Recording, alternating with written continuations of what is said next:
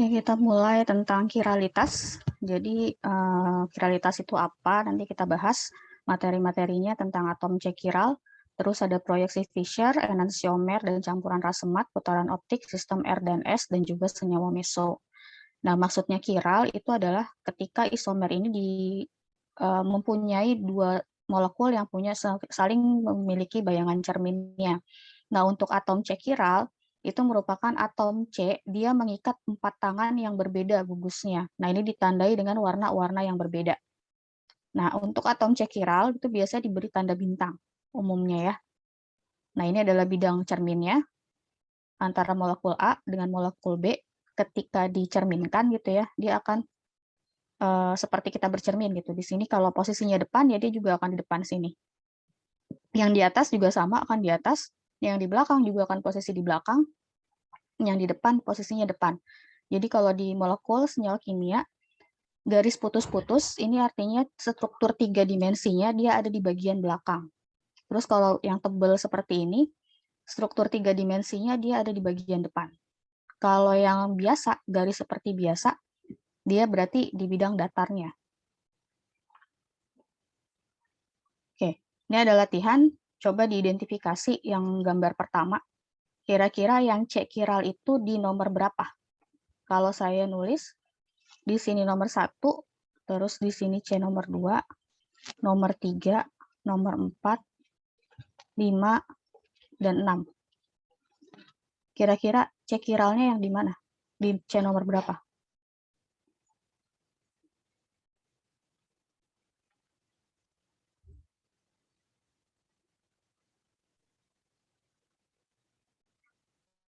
Nomor 1, nomor 2, nomor 3, nomor 4, 5, atau 6?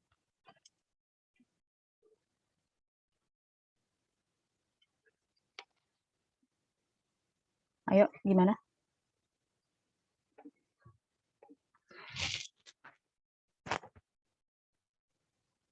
C kiral, C yang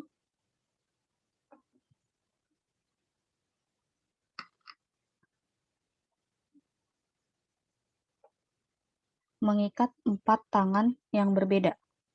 Jadi yang mana? Dua bukan, Bu? Nomor 2 ya. Ya, nomor 2.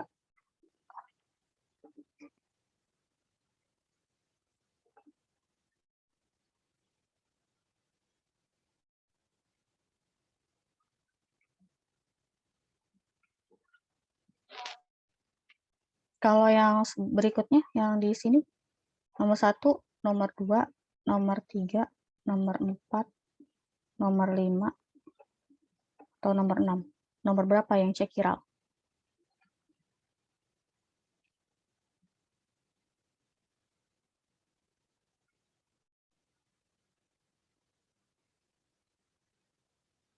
Nomor berapa?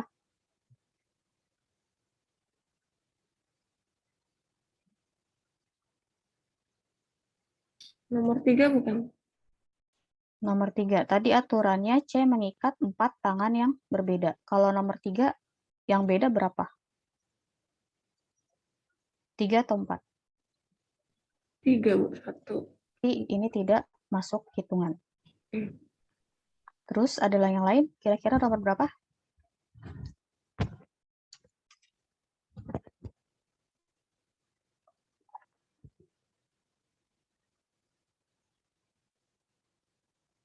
Nomor berapa kira-kira?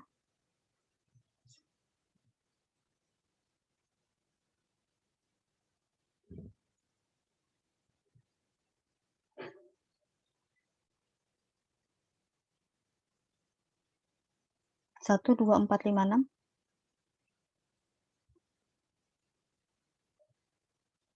Oke, kita coba jabarkan ya. Ini kan C pertama, C1, dia mengikat 3 hidrogen dan sebelahnya ada atom C di sini ya. Nah, kira-kira nomor 1 kiral atau bukan? Kalau begini. Bukan. Bukan, Bu. Bukan. Ya, bukan ya, karena C-nya ini dia mengikat atom yang sama di 3 tangan. Sekarang C nomor 2. C nomor 2, dia terikat di sini CH3 sebelah kirinya, Terus ada hidrogen, kita bisa taruh di atas hidrogennya. Terus sebelah sini dia mengikat lagi dengan C karbonil. Terus di bagian bawah itu ada C lagi, CH2, CH3. C nomor 1, C nomor 2. Chiral bukan C nomor 2.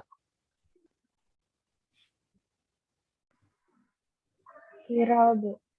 Ya, jadi di sini adalah atom C chiralnya yang di nomor 2. Ya, itu caranya supaya bisa lebih memudahkan kalian untuk mengidentifikasi mana sih yang C chiral, jadi dipecah gitu ya, dijabarkan.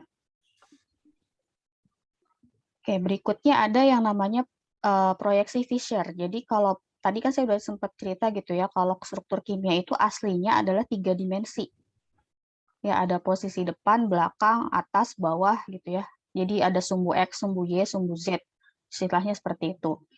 Nah, kalau proyeksi Fisher itu kita ubah dari struktur 3 dimensinya menjadi struktur 2 dimensi. Ya, jadi di bidang datar semua.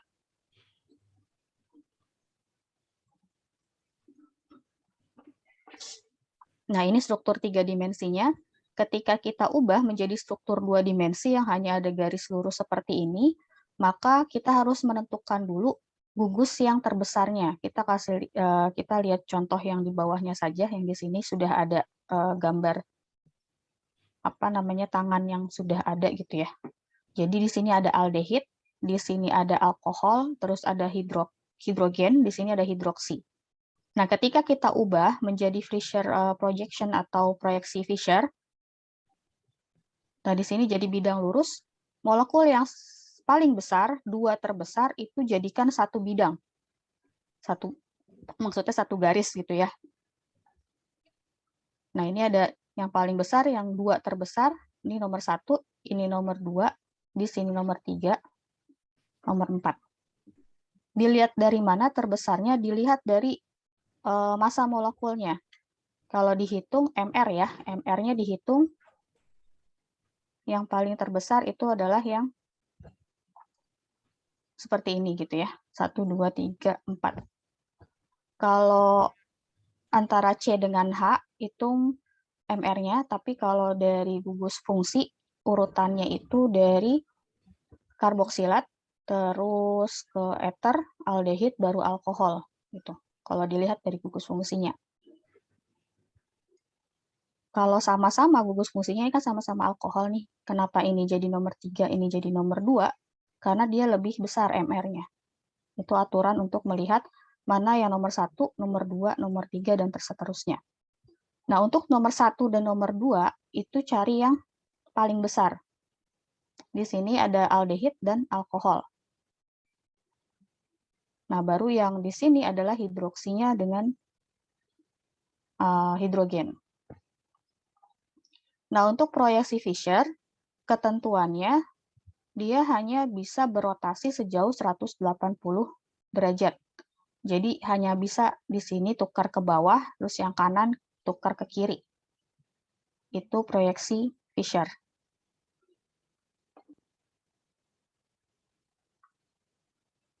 Nah, ini untuk proyeksi Fisher senyawa karbohidrat.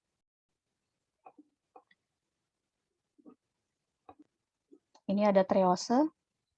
Nah, treose ini sama prinsipnya. Kalau tadi kan cuma ada ini ya, kayak 4 gitu, lebih sederhana. Tapi kalau senyawa karbohidrat itu kan banyak, ada yang pentosa, ada yang heksosa gitu ya, jumlah C-nya ada yang 5, ada yang 6. Nah, jadi lebih banyak lagi, tapi prinsipnya tetap sama. Jadikan yang vertikal atau yang tegak lurus itu adalah senyawa yang besar, yaitu gugus fungsi aldehid dan juga gugus fungsi yang alkohol.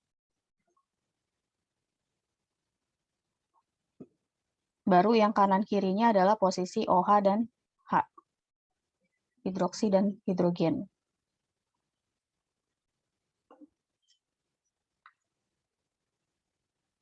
Nah, di sistem karbohidrat itu ada yang namanya dextro dan juga levo.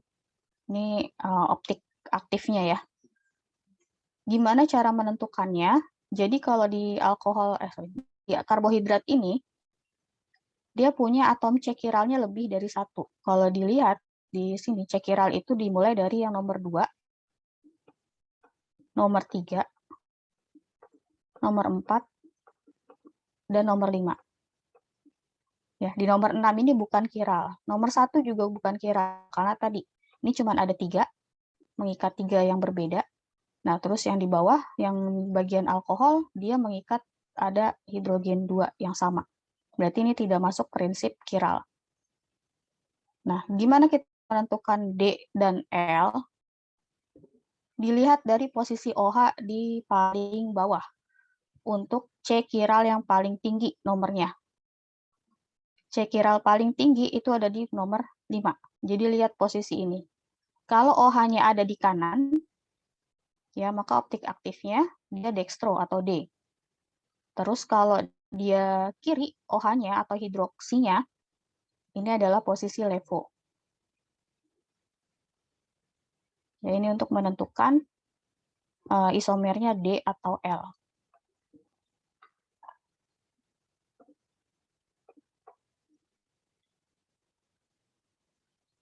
Oke. Nah, untuk di karbohidrat itu yang paling stabil bentuk formulanya adalah bentuk siklik. Jadi dari posisi Fischer tadi yang 2 dimensi, ubah lagi ke proyeksi Howard namanya. Dari proyeksi Howard yang dilihat itu adalah C chiral akhir di sini, yang paling gede tadi, yang paling besar nomornya. Jadi 1, 2, 3, 4, 5, 6.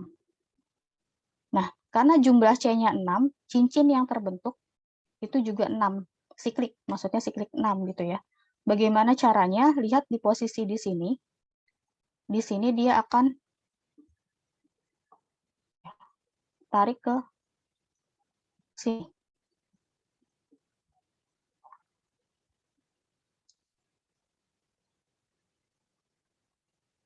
Untuk mendapatkan C-nya ya, jangan OH-nya yang dilihat, tapi C-nya. Jadi yang berikatan itu antara C dengan O yang ada di aldehid. Ini tetap jadi apa namanya, cincin apa namanya, cabang ya, cabang. OH-nya itu tetap jadi cabang di nomor 1.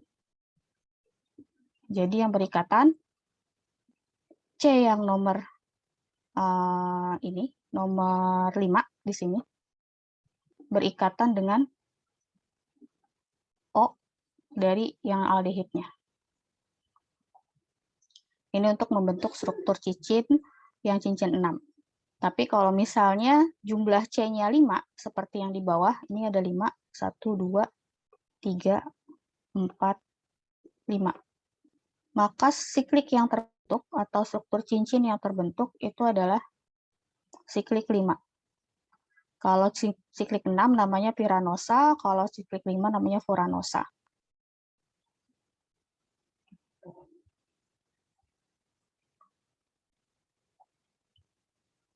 Nah, terus di senyawa seperti ini, ada yang namanya posisi aksial, dan ada nanti posisi yang ekuatorial. Ekuatorial itu yang seperti ini. Nah, ini ekuatorial.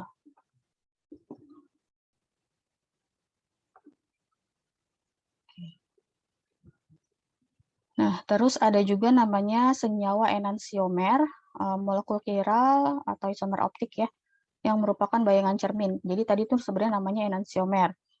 Nah, untuk enantiomer yang hasilnya 2, yang hasilnya 2, ada positif dan negatif, dan jumlahnya itu adalah 50%, 50%. Jadi kalau di kimia, ketika kita mereaksikan suatu bahan, hasilnya merupakan senyawa optis aktif yang punya R dan S, jumlahnya 50% masing-masingnya, maka itu adalah campuran rasemat namanya di sini.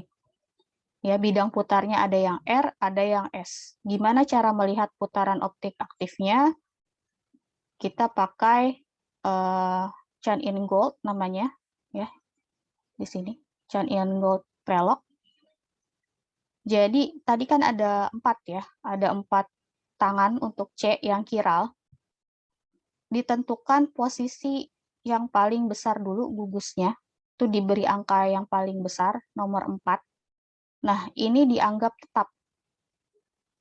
Nah, dari posisi 1 sampai posisi 3, itu kita urutkan. Yang mana nomor 1, yang mana nomor 2, mana nomor 3. Nah, kalau urutannya seperti ini, maka dia akan putarannya seperti ini, ke kanan. Berarti dia searah jarum jam. Kalau putaran optik aktifnya searah jarum jam, maka ini posisi isomer R atau rectus. Nah, kalau posisinya seperti bayangan cerminnya di sini, 1, 2, 3. Karena posisi 4 diam ya. Di sini dia tidak bergerak, yang bergerak itu hanya 1, 2, dan 3. Putaran optis aktifnya itu dia berlawanan arah jarum jam atau ke kiri gitu ya. Nah, dia diberi simbol S atau sinister. Jadi kita patokannya itu hanya di C yang kiralnya saja. Nah, ini juga untuk menentukan senyawa meso bisa dilihat dari seperti ini, putaran optis aktif. Senyawa meso adalah senyawa akiral yang memiliki banyak pusat kiral. Nah, untuk senyawa meso ini, kalau tadi kita bisa membayangkan bidang cerminnya itu vertikal. Ya, ini saling bidang cermin gitu ya. Vertikal. Nah, kalau di meso itu bisa kita buat secara horizontal. Seperti ini. Membagi dua sama besar. Nah, jadi ini adalah senyawa meso. Kalau dilihat bayangan cerminnya di sini, posisi hidrogen dengan hidrogen, di Cl dengan Cl, OH dengan OH. Ya. Nah, terus kita gimana cara menentukan yang mana R, yang mana S? Dilihat dari tadi ya, jadi kita harus menentukan dulu yang paling kecil, terbesar gitu ya, sampai terbesar.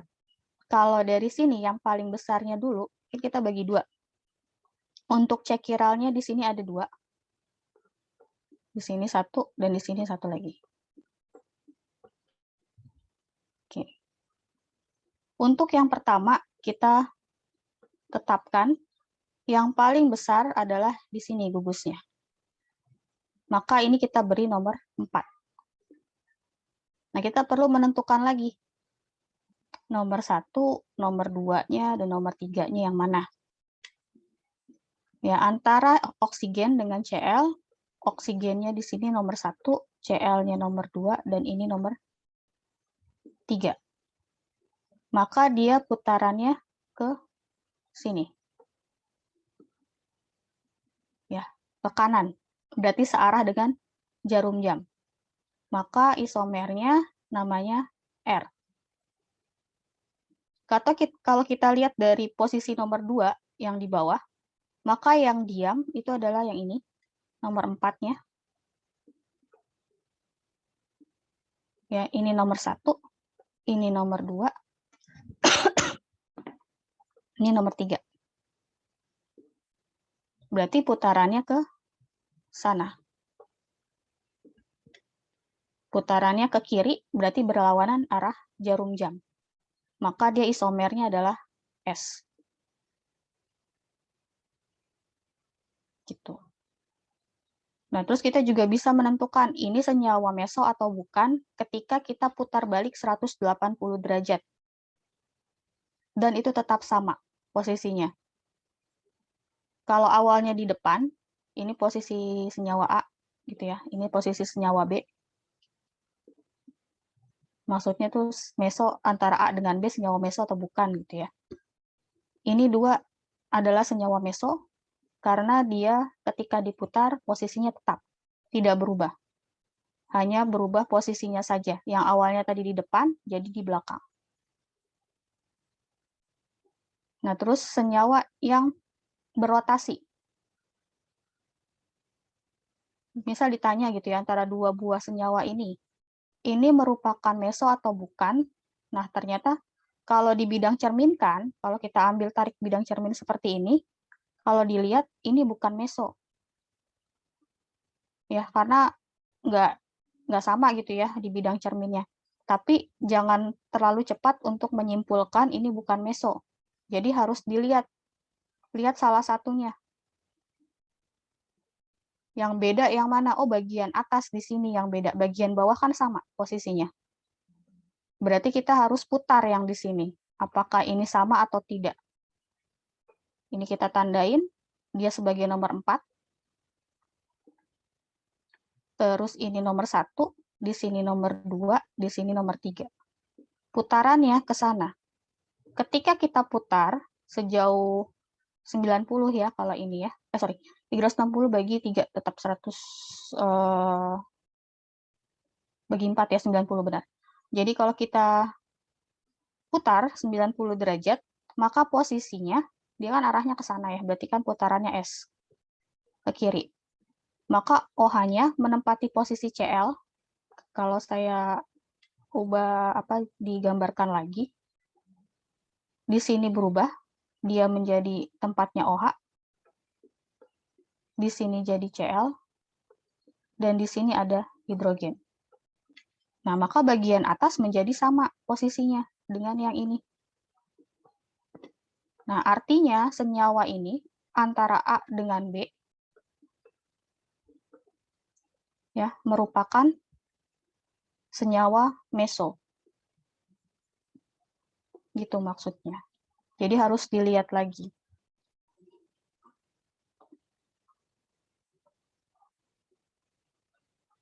Ini juga sama, harus diperiksa lagi semuanya apakah si senyawa yang ada di gambar ini adalah senyawa meso atau bukan.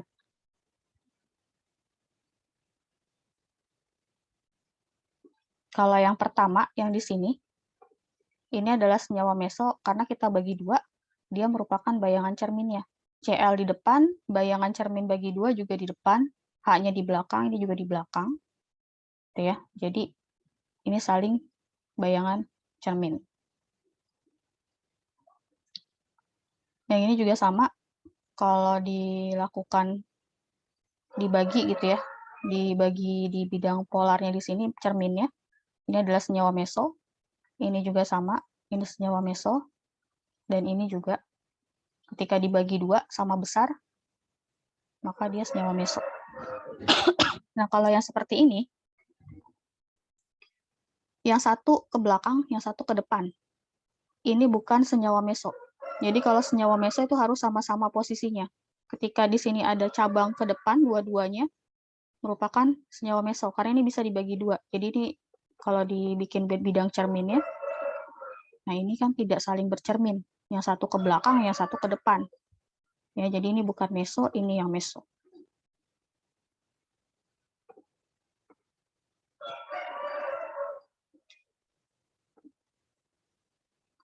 Oke, nah ini adalah latihan kira-kira yang A. Jawabannya adalah senyawa meso atau bukan? Kalau yang A. Meso, Bu. Ya, ini adalah senyawa meso karena posisinya sama-sama di depan. Kalau yang B? Enggak. Ya, enggak ya. Karena di sini dia ke belakang, yang satunya ke depan. Nah, terus yang C?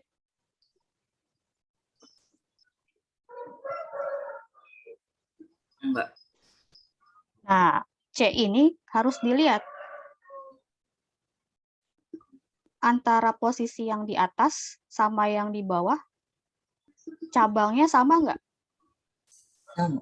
Sama kan? Komposisinya ada Cl, ada OH, ada CH2, CH3. Berarti kita harus menentukan optik aktifnya, putarannya. Ketika ini kita anggap diam,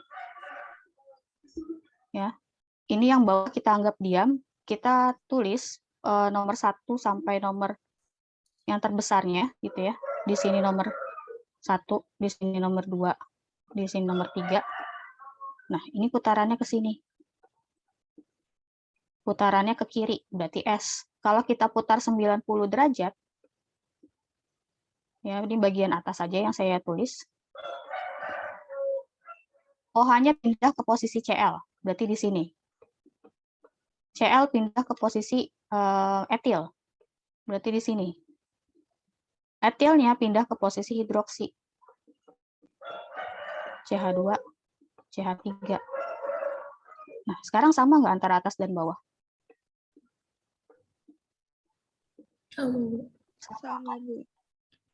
Nah, jadi itu harus diperiksa lagi senyawanya. Diperiksa perputaran optis aktifnya. Ya, jadi yang C itu adalah senyawa meso.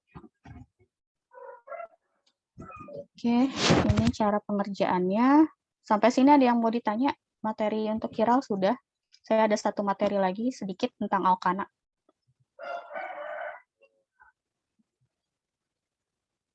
Nanti sisanya bisa buat latihan sendiri di rumah. Oke, kalau nggak ada, saya lanjut ke materi berikutnya.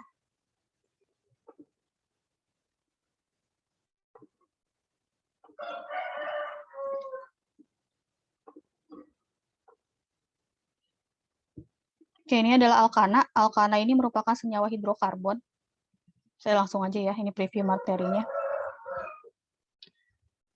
Oke, senyawa hidrokarbon rantai jenuh ya, karena kalau dibilang rantai jenuh berarti dia tidak punya ikatan rangkap. Ini harus diingat nih sampai kapanpun gitu ya, yang namanya hidrokarbon jenuh tidak punya ikatan rangkap. Untuk tata namanya hidrokarbon atau senyawa alkana itu mengikuti aturan IUPAC, International Union of Pure and Applied Chemistry. Ini sudah satuan, ini untuk tata nama secara internasional, jadi dipakai untuk seluruh dunia. Kalau kita mau cari tentang physical properties ataupun chemical properties, yang dicari ya nama IUPAC-nya gitu ya, bukan nama trivialnya. Oke, ini langsung aja. Nah, tadi saya sudah bicarakan kalau alkana itu adalah hidrokarbon jenuh. Jadi tidak memiliki ikatan rangkap 2 atau rangkap 3. Benar-benar tunggal semuanya. Terus rumus umumnya adalah CnH2n plus 2. Jadi kalau C-nya 1, H-nya berapa?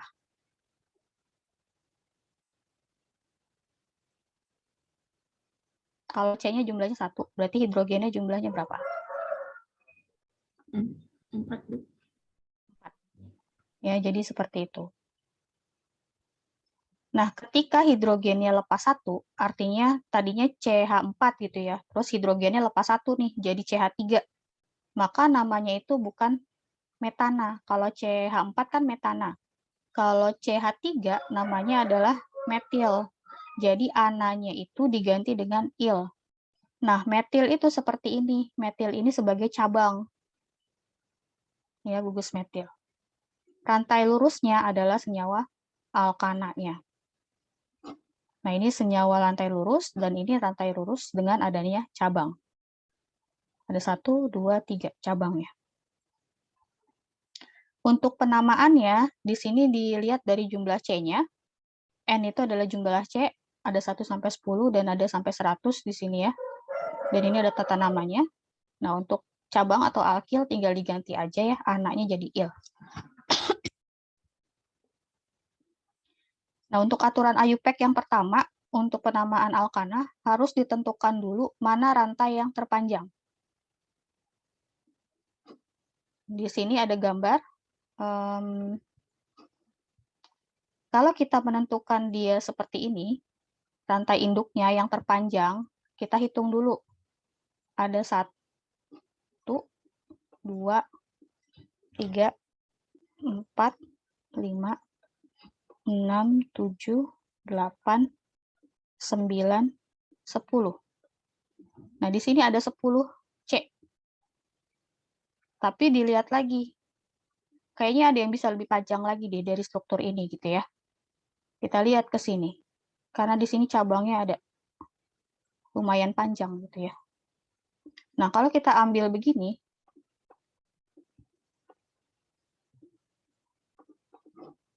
kita ambil lurus seperti ini, belok ya di sini.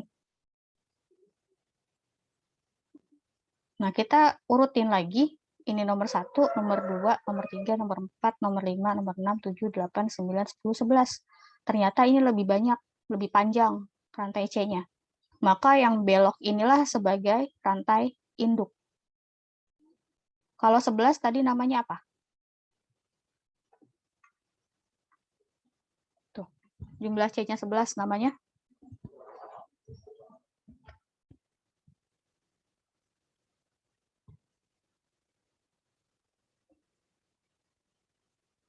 Namanya apa? Un apa? Undekana. Ya, namanya undekana untuk rantai panjangnya. Nah, jadi di penomoran akhir, berarti kita bisa tulis dulu gitu ya.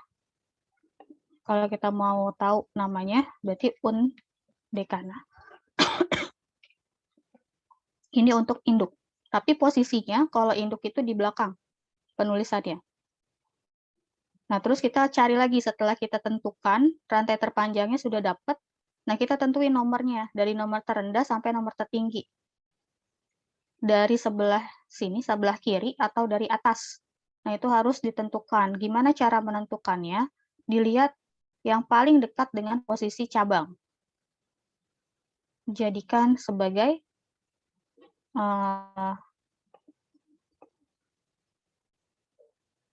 nomor 1 duluan gitu ya. Oke, kalau di sini dari atas misalnya dari atas 1, 2, 3, 4, 5, 6, 7, 8, 9, 10, 11. Kalau dari atas, berarti posisi cabang pertama ada di nomor 4. Terus kalau dari bawah 1, 2, 3, 4. Sama kan ya ketemunya? Sama-sama di rantai di C nomor 4 kalau dari bawah ataupun dari atas. Nah, kenapa di sini dimulainya dari atas? Karena kita lihat cabangnya. Ini cabangnya berapa? Ini cabangnya berapa?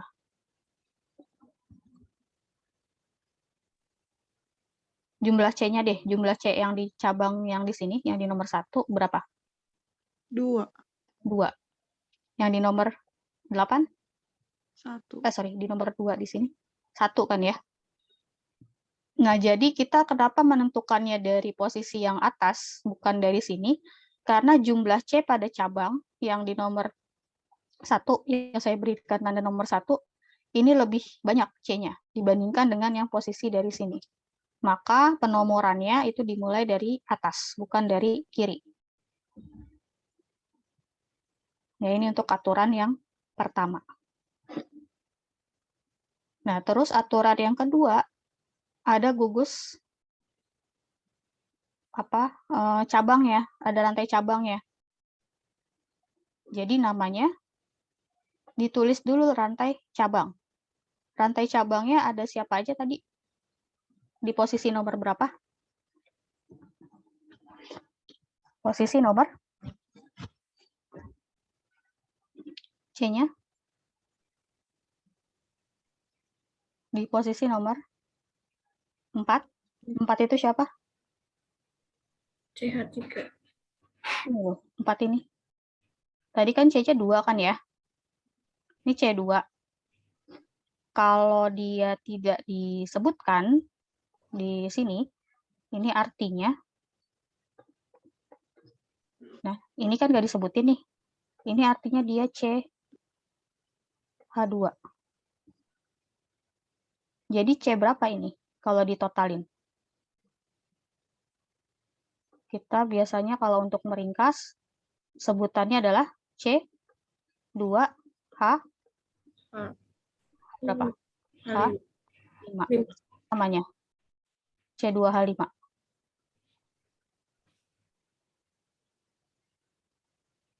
Kalau C-nya 2 apa? Gugus alkilnya.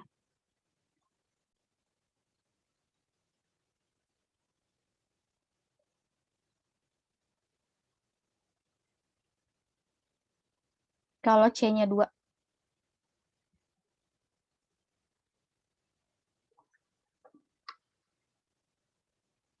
C-nya 2 namanya apa?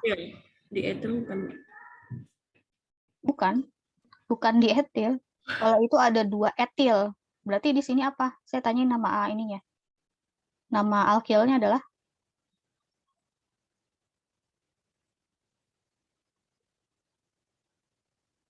apa?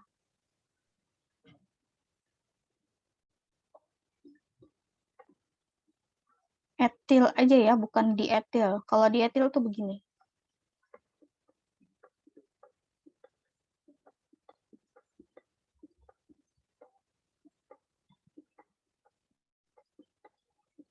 Nah, ini adalah dietil. Ada 2 senyawa etil. Jadi dietil. Terus yang di nomor 8 namanya apa? Cabangnya.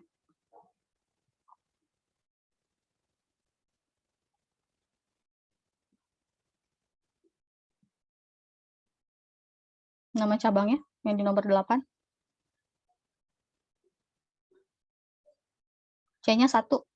Berarti namanya apa?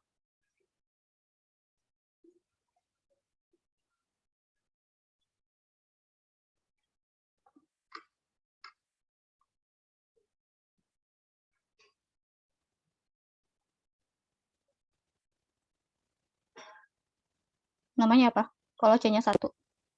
Etil, Bu. Iya, Bu. Oke, metil ya namanya.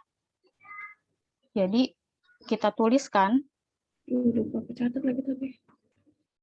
ya di sini. Berarti namanya kalau ada 2, ada metil, ada etil dalam satu rantai ini. Yang ditulis duluan adalah secara alfabetis. Antara M dengan E lebih dahuluan yang mana? Etil. Jadi kita nulisnya adalah 4 etil, 8 metil, alkana perantai panjangnya, yaitu undekana. Nah, inilah cara penamaan untuk senyawa alkana. Ya, ini udah dirangkum dari posisi nomor 1 sampai posisi nomor 3.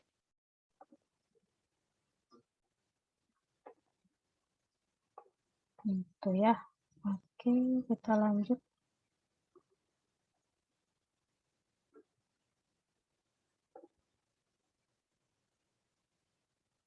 Ini sudah tadi.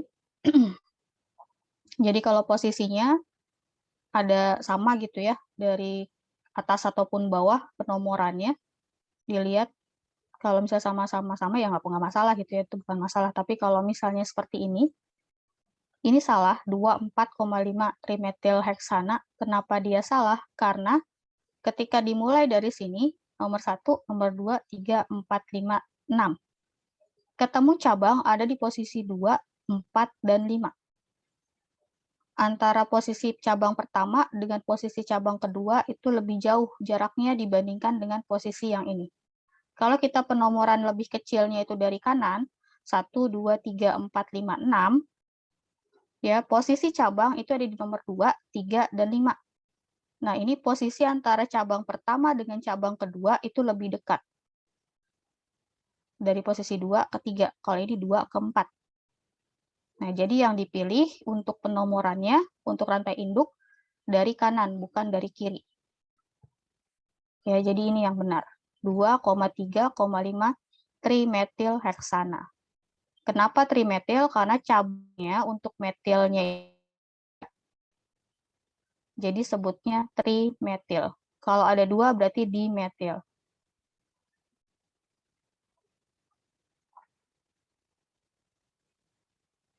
Nah, terus kalau misalnya di nomor yang sama, atom C yang sama, dia mengikat cabang yang sama juga. Di sini ada metil, dua-duanya pada posisi nomor 2. Maka namanya harus ditulis. Kalau ada 2 di posisi nomor 2, ya ditulis 2,2 dimetil pentana. Gitu. Nah, terus ini yang lebih ribet lagi gitu ya. Jadi di cabang, ada cabang lagi. Gimana cara nulisnya? Jadi tentukan dulu. Sebentar, habis baterai saya.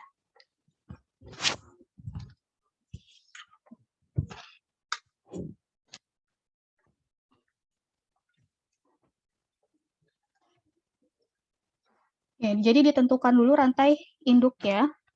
Nah, ini contohnya di sini ada cabang di posisi nomor 6. Nah, di cabang ini ada cabang lagi di sini. Bagaimana cara penulisannya? Ditulis dulu cabang yang pertama di nomor 3. Ada metil, 3 metil, terus ada posisi cabang lagi di 6. Dan harus ada di tanda kurung, artinya berarti ini ada cabang lagi di posisi nomor 6. Ya, di sini. Siapa cabangnya itu adalah pentana karena ada 5. C-nya, jumlah C-nya ada 5, maka sebutnya pentana. Terus kenapa di sini ada 3 il? Karena pada posisi 3 dia terikat dengan posisi 6 di sini. Ya, jadi namanya 3 il dekana. Dekana itu dari rantai induknya. Yang ini juga sama. Oh, ternyata di nomor 5 itu ada cabang lagi. Di 5 ini kan udah ada cabang. Tulis nomor 5-nya. Nah, terus cabangnya lagi. Ada cabang lagi di sini. Cabang kedua. Rantai cabang pertama, ini rantai cabang kedua. Ya, di sini ada butana. Nah, di butana ini masih ada cabang. Berarti cabang yang keduanya ini dalam kurungnya itu ditulis terlebih dahulu. Yaitu ada metil di posisi nomor berapa? Di nomor 3. Maka ditulis 3 metil. Baru di sini butananya, dia posisinya ada di nomor 5. Ditulislah. Sorry, 5 sih 2. Di posisi nomor 2, maka ditulislah 2 il. Baru rantai induk. Ini cara penamaan alkana. Nah, selanjutnya, kalau misalnya ada gugus yang bukan gugus alkil, tapi ada senyawa lain seperti halogen atau bisa juga nitro, cara penamaannya sama. Yang ditulis terlebih dahulu adalah cabang secara alfabetis. Jadi kalau misalnya ada kloro sama ada metil, berarti yang ditulis duluan adalah kloro. Karena kalau di bahasa Inggrisnya C ya, kita sebutnya C dulu, baru yang M. Jadi kalau misalnya di sini ada bromo dengan metil, bukan berarti senyawa halogen harus ditulis terlebih dahulu ya. Jadi secara alfabetis, karena kebetulan ini senyawa halogennya duluan, maka 1 bromo, 3 metil, butana. Karena jumlah C-nya ada 4. Gitu. Ini juga sama. Nah, ini antara C dengan nitro, ini senyawa nitro. Jadi C dulu yang ditulis, baru nitronya. Walaupun posisi Cl-nya lebih jauh gitu ya dari rantai utama, tetap ditulisnya seperti ini. Jadi penomorannya bukan dari atas ini ya.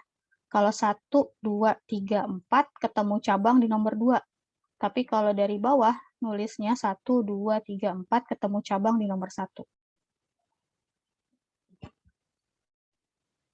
Gitu. Nah, ini ada latihan. Kita coba nomor 1 ya. Kalau disuruh gambar, apa struktur formulanya, maka yang digambar terlebih dahulu adalah yang bagian belakangnya nih, rantai induknya. Rantai induknya adalah dekana, berarti ada berapa C-nya? Kalau dekana.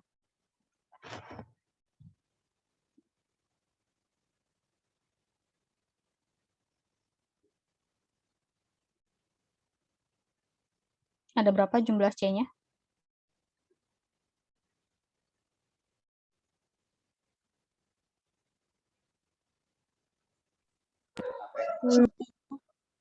Ada? 10. Nah, ada 10. Berarti kita gambar C-nya 10. 6, 7, 8, 9, 10. Ada cabangnya siapa?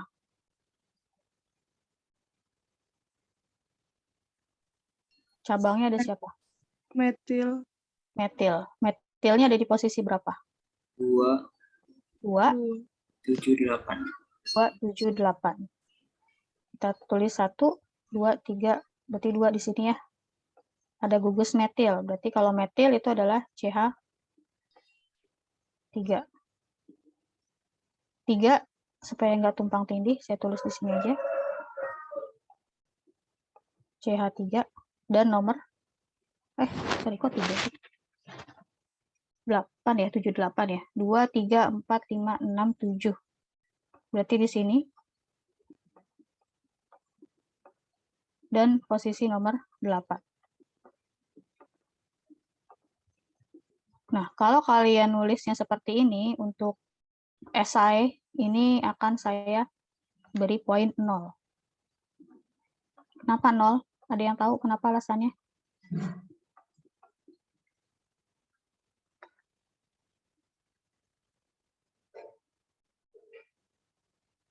Ada yang tahu alasannya?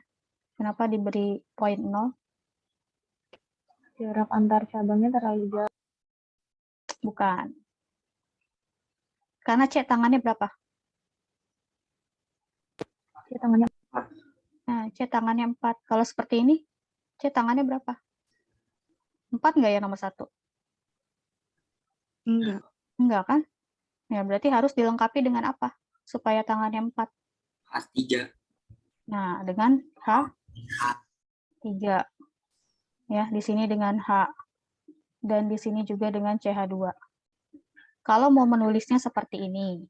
Kalau mau menulis dengan seperti ini, dengan sudut-sudut-sudut itu nggak perlu kita tuliskan posisi hidrogennya di mana. Jadi kalau 10 ya 1, 2, 3, 4, 5, 6, 7, 8, 9, 10. Boleh seperti ini. 1, 2, 3, 4, 5, 6, 7, 8, 9, 10 ya. Nah, ini nggak perlu ditulis posisi hidrogennya. Jadi tinggal kita tarik aja gitu ya. 1, 2, berarti di sini. 2, 3, 4, 5, 6, 7. Berarti di sini 7, 8. Seperti ini pun boleh, saya anggap betul. Karena pengertiannya, ketika kita tidak menulis gugus di setiap sudut, atau di setiap ujung, kalau ini ujung, ini sudut, sudut, sudut, sudut, sudut, ini ujung, ujung, sudut, sudut, ujung. Nah, kalau kita tidak menulis, artinya semuanya ini adalah alkil gitu ya. Di sini alkil CH3, di sini CH3, di sini CH3, CH3, CH3. Artinya seperti itu. Dan di setiap sudut ini adalah tergantung ya. Kalau misalnya di sini udah ada 3 ya berarti di sini CH. Ini CH2, ini CH2, CH2, CH2. Di sini CH, di sini CH, di sini CH2. Kalau ini benar. Kalaupun mau ditulis di sini CH3 boleh. Sini juga ditulis CH3 juga boleh. Asal tidak ditulis C.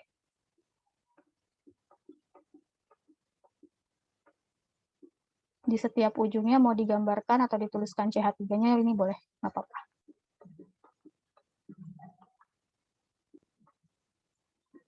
Oke.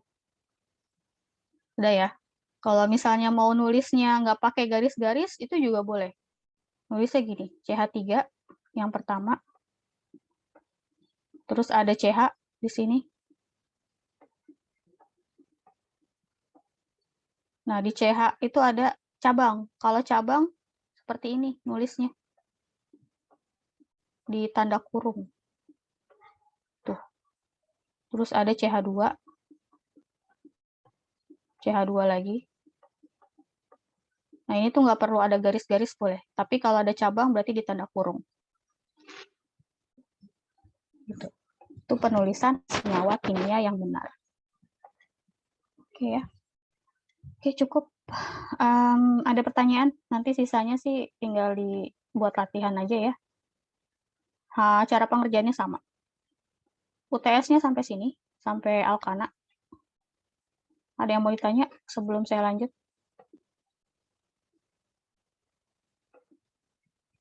Nggak ada?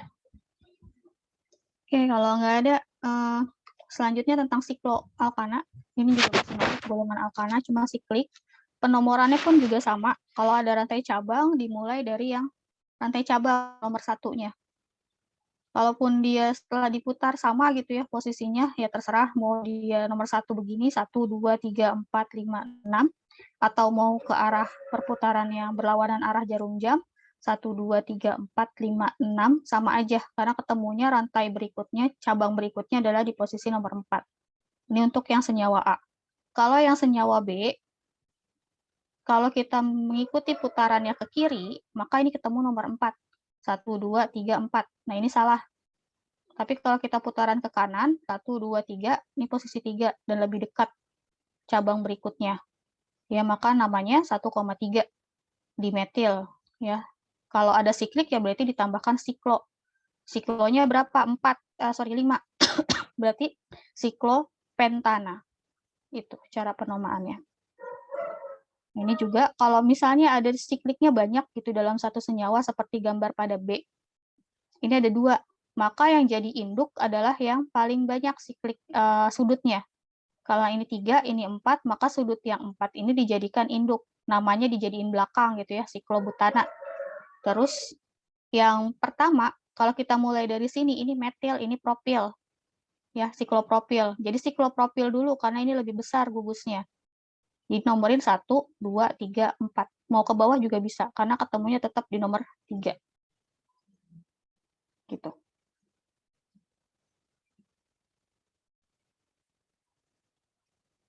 Nah, terus di sini, ini ada cabangnya 2 gitu ya. Di sini ada cabang, cabang lagi gitu. 1 metil, di sini 1, di sini ada 3. Ada posisi 3. 2 propanil, karena ada 3 di sini. Propannya. Ya, baru namanya sikloheksana. Kalau ini 1,2 tersier butil siklopentana. Nah, ini ada latihan juga seperti yang tadi ya. Siklopentana berarti digambar dulu siklopentananya. Berarti kalau siklopentana sikliknya berapa?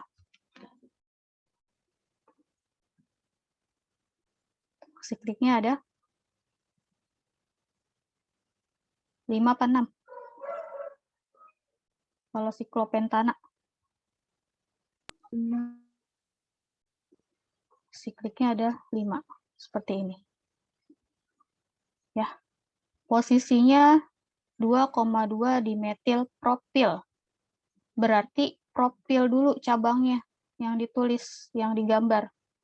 Propil ada C-nya berapa? Posisinya boleh di mana aja ya, boleh di sini, boleh di sini, boleh di sini, boleh di sini. Karena cuma 1 untuk cabang yang langsung terikat dengan siklo. Propil C-nya berapa? 1, 2, 3, 4, 5. Propil.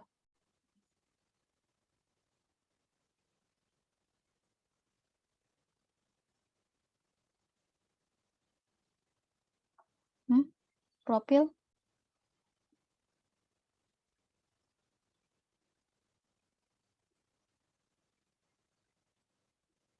Propil berapa propil? C-nya.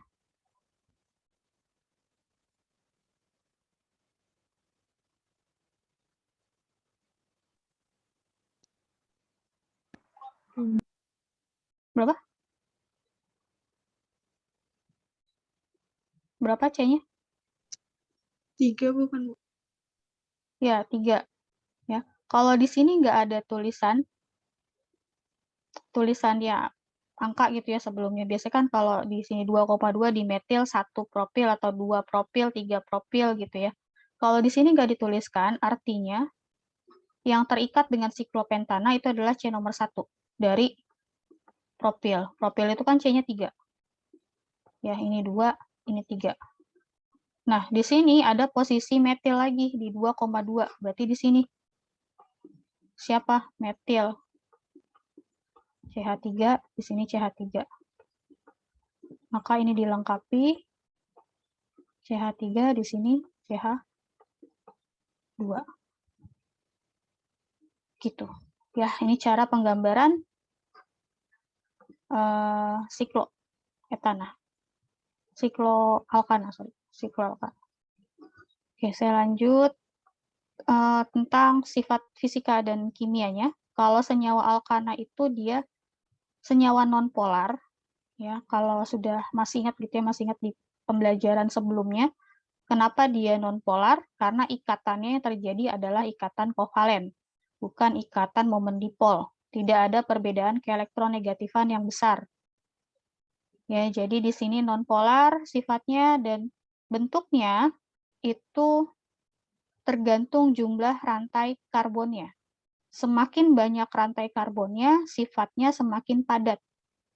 Nah, di sini ada tulisannya, dari mulai propana gitu ya, sampai dengan butana lah, sampai dengan C4, C1 sampai C4 itu wujudnya adalah gas. Tapi di C5 sampai C17 itu adalah cairan. Ketika C-nya lebih besar lagi, ke 18 sampai seterusnya, itu adalah padatan. Ya, jadi berhubungan dengan massa molekulnya. Massa molekul semakin besar, maka akan semakin padat wujudnya. Titik didihnya bagaimana? Titik didihnya mengikuti dengan jumlahnya. Ya, karena ini berhubungan dengan fase gas, fase cair, fase padat. Ya, berarti kalau dilihat fase gasnya akan lebih memiliki titik didih yang lebih rendah daripada yang fase padat. Gitu. Oke, untuk sifat kimianya, senyawa alkana ini dia tidak reaktif. Tidak reaktif artinya dia tidak mudah untuk bereaksi dengan senyawa organik manapun dibandingkan dengan senyawa yang memiliki gugus fungsi. Gugus fungsi itu kayak alkohol, etana, terus ada etuna, etena, yaitu itu masih gugus fungsi senyawa ganda atau ikatan rangkap. Itu punya struktur yang lebih reaktif dibandingkan senyawa alkana. Ya, jadi kalau alkana itu sulit untuk bereaksi. Nah, untuk senyawa alkana yang mungkin terjadi adalah reaksi pembakaran. Jadi yang wujud gas itu memang yang paling sering, yang paling mudah untuk terjadi combusting atau terjadi pembakaran. Karena tadi titik didihnya atau titik apinya itu lebih rendah dibandingkan yang lain. Nah, ketika terjadi pembakaran untuk seluruh senyawa alkana, mau itu C-nya rantai C1 atau bahkan C-nya C30, hasil akhirnya tetap senyawa karbon dioksida dan juga senyawa air. Jadi mungkin kalian bisa bayangkan ketika dia C-nya banyak, maka nanti akan terbentuk molnya, karbon dioksidanya pasti juga banyak. Itu yang membedakan adalah mol yang di sini nanti. Ya, C-nya 30 ya berarti nanti di sini 15 kalinya dari C1. Gitu pengertiannya. Jadi bedanya kuantitas hasil akhir di pembakaran. Oke, sumber-sumber hidrokarbon ada gas alam, petroleum, batu bara, intan itu masuk sumber hidrokarbon. Ya, jadi semuanya C gitu strukturnya. Nah, ini tuh udah yang gas alam itu kan yang rantai dikit ya. Artinya C-nya sedikit dari C1 sampai C3 biasanya. Atau C4 masih bisa gas. Kalau petroleum ini yang udah wujudnya cair, berarti C-nya udah di atas 5. C5 sampai C17 untuk yang petroleum. Dan yang batu bara itu C-nya sudah sangat banyak di atas 18. Jumlah C-nya. Oke. Materinya selesai untuk alkana. Kita sampai 9.40 ya, kelebihan 3 menit ya. Ada yang mau ditanya sampai sini?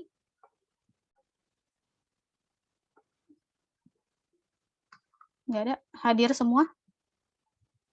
Kalau dari presensi sih hadir semua ya.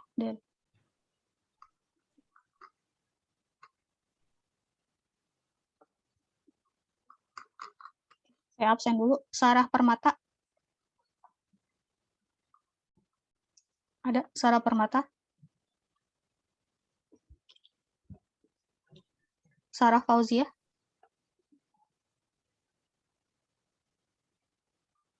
Sarah Fauzia? Sarah ada, Bu. Sylvia Yuni? Bir, Bu. Anissa Rahma? Anissa hadir, Bu, lagi ke toilet sama Kak Sarah. Bu. Gita Amelia, Hadir, Bu. Yusnia, Hadir, Bu. Roida, Hadir, Bu. Orita, Hadir, Bu. Tri Lestari, Putri, Hadir. Farizan, Hadir, Bu. Arta, Bu. Azahira, Hadir, Bu. Hadir, Bu. Elsa Bila, Hadir, Bu. Ananda Maharani, Hadir, Ibu. Siti Fatima, Hafiz, Hadir. Hilmi Aulia, Hadir, Bu. Anita, Hadir, Ibu. Deborah, Hadir, Bu. hadir semua ya. Untuk materi saya taruh di e-learning sama kisi-kisi buat ujian. Ya, silahkan download dari e-learning. Kayaknya udah deh. Udah belum? Saya lupa ngecek. Ibu, Mungkin ada. nanti ujiannya pilihan berganda atau Ya, PG. PG ya, 40-an soal lah.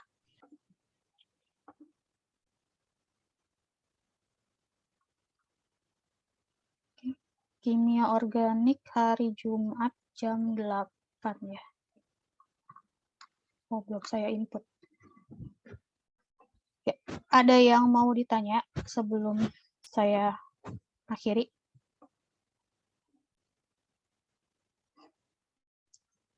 Nggak ada? Kalau nggak ada, saya akhiri pertemuan hari ini. Ya, terima kasih sudah gabung di Zoom. Selamat pagi. Assalamualaikum warahmatullahi wabarakatuh. Waalaikumsalam. Selamat pagi, Bu. Terima kasih, Bu. Terima kasih, Bu. Ibu.